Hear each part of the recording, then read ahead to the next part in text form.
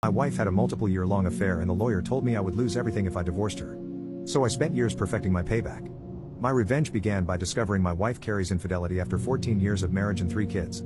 I saw a text appear on her work phone for just a few seconds that would forever change my life. It was a message that was actually graphic and had no business being on anyone's work phone. It was on the lock screen and the sender's name. I just froze. My first thoughts were, what the hell was that about? It's her work phone. That kind of message gets people fired. Then it hit me. Was Carrie having an affair? It's amazing how the brain works.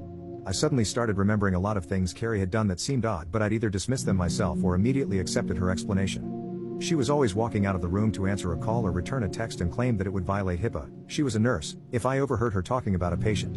I accepted this because education has similar privacy laws regarding students. I'm a district school admin. She would sometimes come home with the faint smell of cologne on her clothes and claimed it was from helping to move male patients.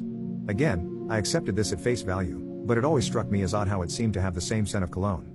Once the proverbial barn door was open, I started seeing a lot of things that I'd missed before. Our love life in the bedroom had cooled off considerably, which wasn't helped by her having to leave the house at odd hours to fill in for other nurses that called in sick. I also recalled where I'd seen the name Perry before, and a call to the hospital confirmed he was a doctor there. For the next week or so, I was walking around in daze trying to put all of the pieces together. One of our kids had left a book in Carrie's car, so it was an excuse to visit the hospital. My kid went up to get Carrie's car key. I talked to a nurse in the lobby and joked about how work phones seem like a blessing, but all they do is put you on call 24 hours a day. This led to her eventually telling me that the hospital was too cheap to give cell phones to nurses, so only high-level executives got them, which didn't include Carrie. With pretty much everything confirmed, I took some personal time off the next day to talk to a divorce lawyer. The news she gave me was horrible. We lived in a community property state with no-fault divorce. I made more money than Carrie, she'd been the primary caretaker of the kids, and we'd been married for more than 10 years. Basically, if I filed for divorce, I'd be screwed. Lose the house, pay alimony, she'd get a huge chunk of my retirement, and I'd pay child support for the next decade unless I was lucky enough to be awarded joint custody. The worst thing she told me was that it didn't matter that she cheated. It didn't matter. I was crushed. There was only one person I could trust with this kind of information. She was a fellow teacher that had also made the jump to administration, but was stuck at a school site. Let's call her Anne. And had been married at 19, but her marriage was annulled when her husband got some other woman pregnant. Since then, she'd focused on her career and we'd found we were kindred spirits in a lot of ways regarding K-12 education. I talked to Anne. She said something to me that changed my whole mindset. If you don't like the hand you're dealt, change the deck. I realized I had 2 problems. I made more money than Carrie and she had more time than me to be the primary caretaker of the kids. The second issue was actually kind of easy. At every district office, there are jobs that are fast tracks to higher positions and there are jobs that administrators suffer through. One of these dead-end regulatory positions was open again. I sat down with our district superintendent and asked about being transferred to that position. At first he was shocked, but I told him that it was my time to take one for the team and it would fill a hole in my admin experience. He agreed. It was really just crunching numbers with no personnel or student interaction, so I could set my schedule, even take a laptop home and work there. With my new free time, I began taking the kids to school, picking them up from school, and taking them home. I'd help them with their homework, make dinner, etc., while the end goal was to become their primary caretaker. I can't explain how much I really enjoyed taking a more active role in their day-to-day lives.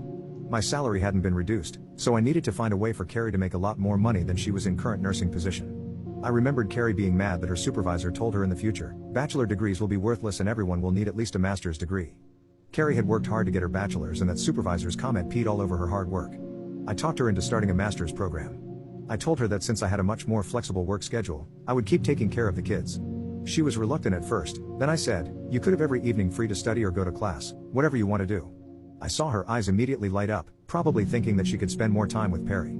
To make sure she was actually completing her master's courses, I paid her tuition and fees directly to her university. It was going to take her between 2 and 3 years to finish. Those years were rough at times. I could tell every time she was rushing off or coming back from seeing Perry. There was an excitement or sense of satisfaction in her eyes that just wasn't there when she was doing her coursework. I had to either smile or pretend I didn't notice. My temper got short at times and I found myself in arguments over petty nonsense. A couple of times I almost blew the whole charade, having to bite my tongue and apologize rather than scream insults at her that she deserved. And remained my confidant through all of this. I'd recommended her for my previous fast-track position and she joined me at the district office. Anne was qualified, hardworking, ambitious, and only needed her foot in the door to impress the higher-ups. I even got a few pats on the back for recommending her after she impressed everyone. Anne and I started our own affair.